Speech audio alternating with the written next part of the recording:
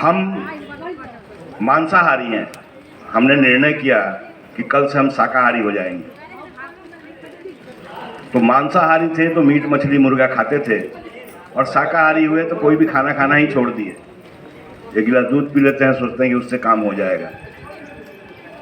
कोई भी आदमी मजबूत है कि कमज़ोर है, कोई खेत से फसल अच्छा मिल रहा है कि बुरा मिल रहा है, उसमें आप जैविक उपयोग कर रहे हैं या रासायनिक उपयोग कर रहे हैं, इस पर निर्भर नहीं कर रहा है। वो निर्भर करता है कि आप उसको पूरा भोजन दे रहे हैं कि नहीं दे रहे हैं।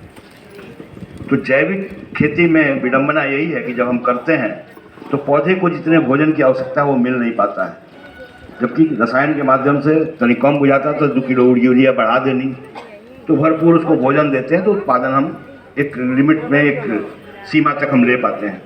इसमें हमको अंदाज़ा ही नहीं है कि भोजन की रिक्वायरमेंट उसका कितना है, क्या उसका सोर्स है, कहाँ से उसको दे कि ताकि पूर्ण भोजन मिल पाए। और अगर पूरा भोजन उसको मिलेगा तो जैविक खेती काफ़ी दिनों से बहुत जगहों पे किसान कर रहे हैं। यह उत्पादन बढ़ेगा आपका, घटने के बजाय आपका जैविक खेती से लागत भी कम होगी, उत्पादन भी बढ़ेगा, दूगना फायदा होता है। कैसे भोजन देंगे, क्या भोजन देंगे, उस पर हम लोग चर्चा करेंगे। तो जैविक खेती ये जो तरीका है, इसमें सबसे पहले क्या नहीं करना है वो हम बता रहे हैं आपको।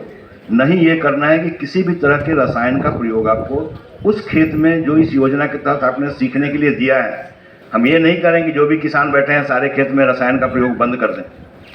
जब आपको भरोसा हो जाए, जब आपको विश्वास हो जाए कि हाँ यह तरीका जो है कारगर है और इस तरीके से खेती की जा सकती है, तभी आप अन्य खेतों में करें। सीखने के लिए आपसे हमने 1 एकड़ आधा एकड़ ज़मीन कहा है कि इस योजना में शामिल कीजिए। उन खेतों में जो आप इस योजना के अंतर्गत दिए हैं उसमें किसी भी रसायन का प्रयोग नहीं करना है। रसायन क्या है, जितने भी बाज़ार में मिलने वाले उर्वरक हैं ये सारे रसायन हैं, वो यूरिया हो, डीएपी हो, एमओपी हो, सल्फर हो, पोटास हो, जो भी मिलता है ये सारे रसायन हैं, तो इनका प्रयोग नहीं करना है। जो भी कीटनाशी के रूप में हम लोग दवा छींटते हैं यह रसायन है, इनका प्रयोग नहीं करना है।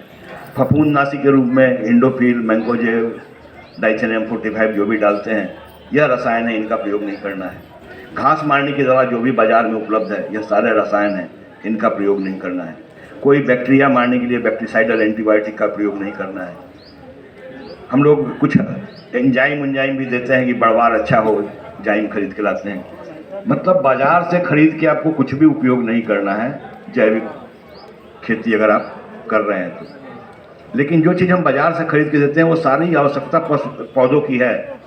पौधों को वो सब चीज़ चाहिए जो उस रसायन के माध्यम से मिल रहा था। तो अगर रसायन का प्रयोग नहीं करेंगे और अन्य सोर्स से उसको कुछ नहीं देंगे तो आपका उत्पादन नहीं हो पाएगा। तो अन्य क्या सोर्स हैं इन चीज़ों को, पौधे को उपलब्ध कराने का, उसके बारे में हम आपसे चर्चा करेंगे।